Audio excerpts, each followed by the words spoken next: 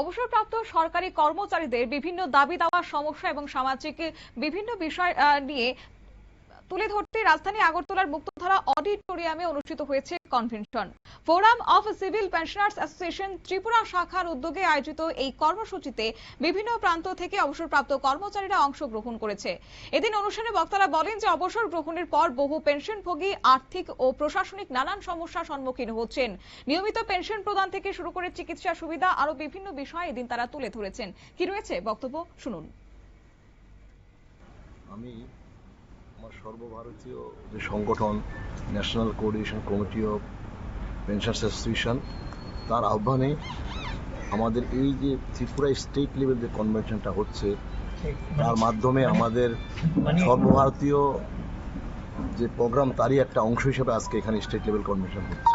মুখ্যত দাবি হচ্ছে যে দাবিগুলো নিয়ে আমরা সর্বভারতীয় ভিত্তিক প্রতিটি রাজ্যে পেনশনার্স সমাজ, শুধু সেন্ট্রাল গভর্নমেন্ট পেনশনার্স নয়, তার বাইরেও সকল আমার পেনশনার্সদেরকে নিয়ে আমরা বিভিন্ন স্তরে আমাদের district level, state level, all India level, পার্লামেন্টের সামনে ধর্ণা দেওয়া, এমপিদেরকে যোগাযোগ করা, তাদের হাতে মেমোরান্ডাম পেশ করা, প্রধানমন্ত্রী, রাষ্ট্রপতি সর্বস্তরে প্রেস মিট করা, আদার সেন্ট্রাল ট্রেড ইউনিয়নস এবং সবাইকে নিয়ে আমরা চেষ্টা করেছিলাম যে আমাদের যে জেনুইন, যে আমাদের জাস্টিফাইড যে গ্রিভেন্সেসগুলো আছে পেনশনার্সদের, তাকে সেটেল করার জন্য।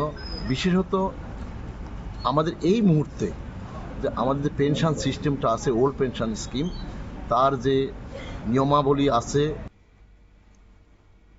কনভেনশনে সংগঠনের নেতৃত্ববৃন্দ বর্তমান পরিস্থিতি নিয়ে বিস্তারিত আলোচনা করেন। পাশাপাশি অবসরপ্রাপ্ত কর্মচারীদের স্বার্থ রক্ষায় ঐক্যবদ্ধ আন্দোলন গড়ে তোলার উপর আহ্বান জানান।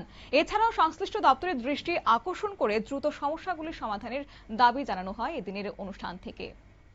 সংবাদ আপাতত এই পর্যন্তই। পরবর্তী আপডেটের জন্য চোখ রাখুন শুধুমাত্র নিউজ ভ্যানগার্ডের পর্দায়।